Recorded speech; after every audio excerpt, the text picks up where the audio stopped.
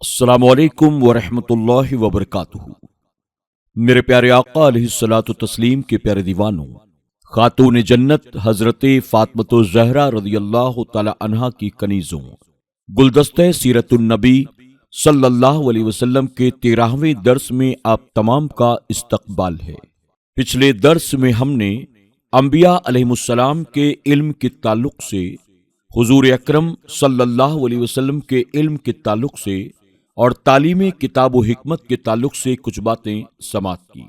آج انشاءاللہ اسی باب سے مزید کچھ باتیں ہم سماعت کریں گے۔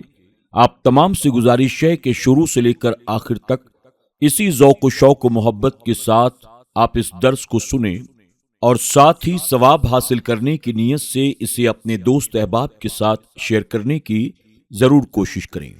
آئیے درس کا آغاز اللہ کے پیارے محبوب صلی اللہ علیہ وسلم کی بارگاہ میں درود و سلام کے ساتھ کرتے ہیں۔ آپ تمام بھی میرے ساتھ مل کر پڑھنے کی کوشش کریں۔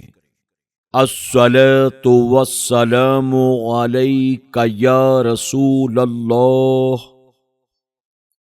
الصلاۃ والسلام علیک یا حبیب اللہ، الصلاۃ والسلام علیک یا نبی اللہ وعلی آلک واصحابک یا نور اللہ صلی اللہ تعالی علیہ وسلم۔ حضور صلی اللہ علیہ وسلم کی تعلیم۔ اللہ تبارک و تعالی نے فرمایا، وَيُعَلِّمُكُمُ الْكِتَابَ وَالْحِكْمَةَ، یعنی تمہیں کتاب اور حکمت کی معلومات عطا فرماتے ہیں۔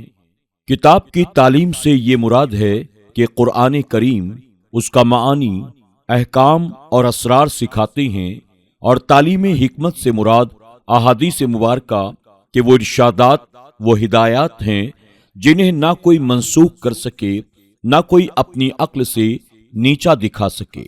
وَيُعَلِّمُكُم مَّا لَمْ تَكُونُوا تَعْلَمُونَ، یعنی تمہیں وہ چیزیں بتاتے ہیں جو تم نہیں جانتے تھے۔ اس سے مراد عقائد اسلام کی تعلیم، احکام خداوندی پر عمل کر کے دکھانا، ابتدائے آفرینش سے لے کر قیامت تک کے حالات کی خبر دینا اور مستقبل کے خطرات و حوادث سے متنبع کرنا اور ان سے بچنے کا راستہ بتانا ہے۔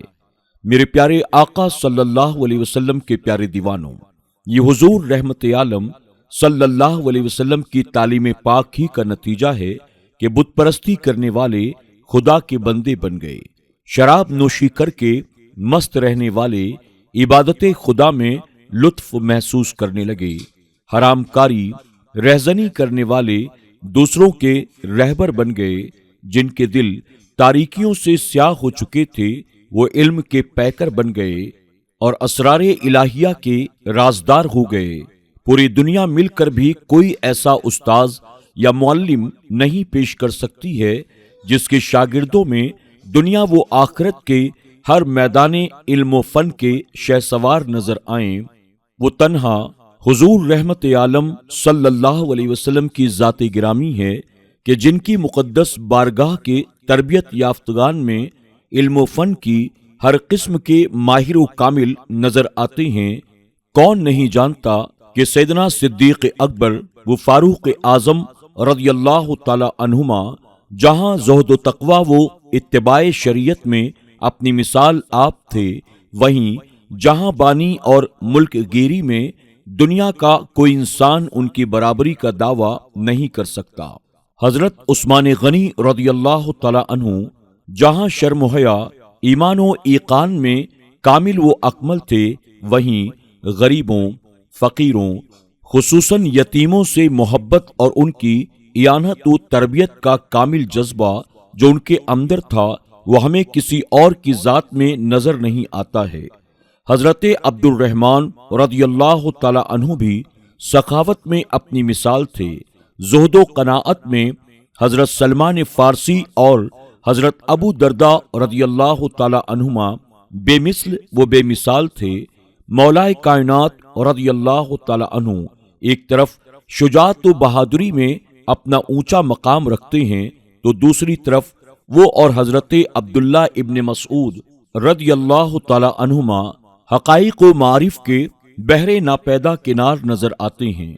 اسی طرح حضرت خالد بن ولید اور حضرت ابو عبیدہ رضی اللہ تعالی عنہما سپہ سالاری اور کمانڈری کی ایسی بے نظیر صلاحیتوں سے آراستہ تھے جن پر دشمنان اسلام آج تک حیران و پریشان ہیں۔ غرض کے حضور رحمت عالم صلی اللہ علیہ وسلم کی مقدس تعلیم سے فیض پانے والے صحابہ جہاں تقوی و طہارت، عبادت و ریاضت کے پیکر تھے، عقل و دانش میں کامل تھے، وہیں مختلف دنیاوی اور اخروی علوم و فنون کے ماہر بھی تھے۔ وہ تنہا حضور سید عالم صلی اللہ علیہ وسلم کی ذات ہے کہ جن کی بارگاہ علمیہ سے علم و عرفان، معرفت و حکمت کے اس قدر چشمے پھوٹے ہوں اور جن کے شاگرد دنیا و آخرت کے ہر میدان علم و فن سے نہ صرف آشنا بلکہ اس کے شہسوار رہے ہیں۔ تعلیم مصطفیٰ صلی اللہ علیہ وسلم کی خصوصیات۔ حضور تاجدار مدینہ صلی اللہ علیہ وسلم نے دنیا کے سامنے جو تعلیمات پیش فرمائی ہے ان کی خصوصیت یہ بھی ہے کہ آپ فرائض و احکام خداوندی کے بیان کے ساتھ ساتھ ان کی علتیں اور حکمتیں بھی بیان فرما دیا کرتے تھے، جس کا فائدہ یہ ہوتا کہ لوگوں کے سامنے اللہ تعالیٰ کے نازل کردہ احکامات کے فوائد اجاگر ہو جاتے، جس کے سبب لوگ شریعت مصطفیٰ صلی اللہ علیہ وسلم کی پیروی باختیار و بخوشی کرنے لگ جاتے۔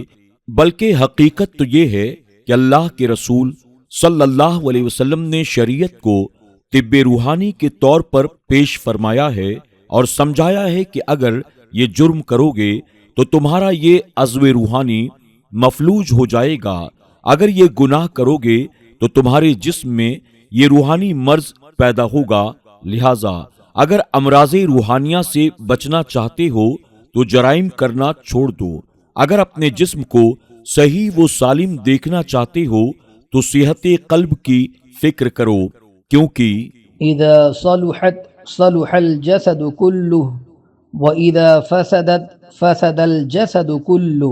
اگر دل صحیح ہے تو سارا جسم صحیح و سالم ہے، اور اگر دل میں فساد واقع ہو گیا تو سارا جسم دہشت زدہ ہو کر رہ جائے گا۔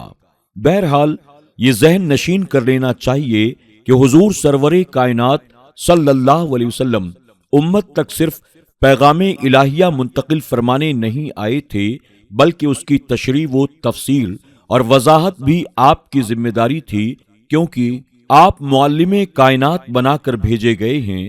اور یہ بھی یاد رکھیں کہ آپ کی صرف تعلیم ہی نہیں بلکہ آپ کی ادائیں بھی شریعت مطہرہ کا حصہ ہیں، لہذا رب کریم کے احکام پر اس کے پیارے حبیب صلی اللہ علیہ وسلم کی اداؤں کے مطابق عمل کریں گے تو ہی ہمارے اعمال مقبول ہوں گے، کیونکہ رسول ہی معلم شریعت ہیں، وہی پیکر شریعت ہیں، ان کا علم اور ان کا عمل ہماری زندگی کو سنوارنے سدھارنے کے لیے بہترین نمونہ ہے۔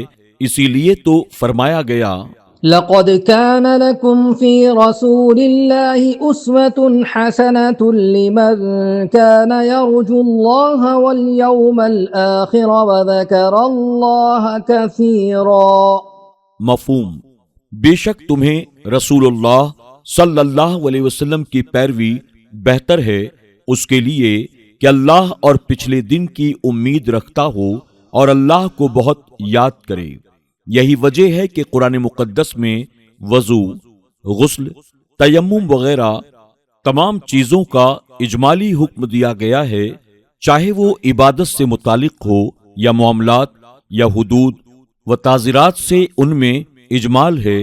ان کی تفصیلی تعلیم درسگاہ رسول ہی سے ملتی ہے تاکہ امت کے لیے شریعت پر عمل کرنا آسان ہو۔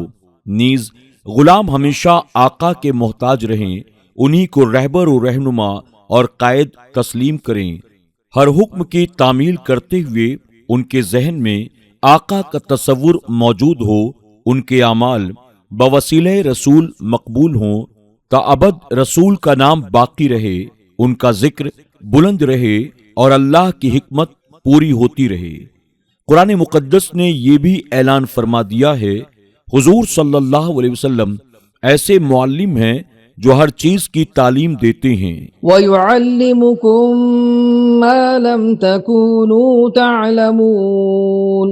مفہوم، اور تمہیں وہ تعلیم فرماتا ہے جس کا تمہیں علم نہ تھا۔ وہ ایسے معلم ہیں کہ ان کی تعلیم میں کسی قسم کے شک و شبہ کی گنجائش نہیں رہتی، کیونکہ وَمَا يَنطِقُ عَنِ الْهَوَىٰ إِنْ هُوَ إِلَّا وَحْيٌ يُوحَىٰ۔ مفہوم، حضور اپنی مرضی سے کچھ نہیں سکھاتے، ان کی تعلیم کا ایک ایک حرف تعلیم خداوندی کے عین مطابق ہوتا ہے، اسی لیے ان کی تعلیمات پر عمل رضائے الہی کے حصول کا یقینی اور واحد ذریعہ ہے، اور اسی لیے رسول کے احکام کو اپنانے کا حکم عام جاری فرمایا گیا۔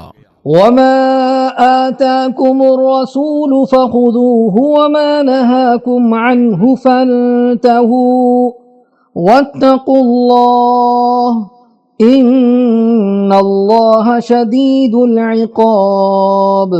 اور جو کچھ تمہیں رسول عطا فرمائیں وہ لو، اور جس سے منع فرمائیں باز رہو، اور اللہ سے ڈرو، بے شک اللہ کا عذاب سخت ہے۔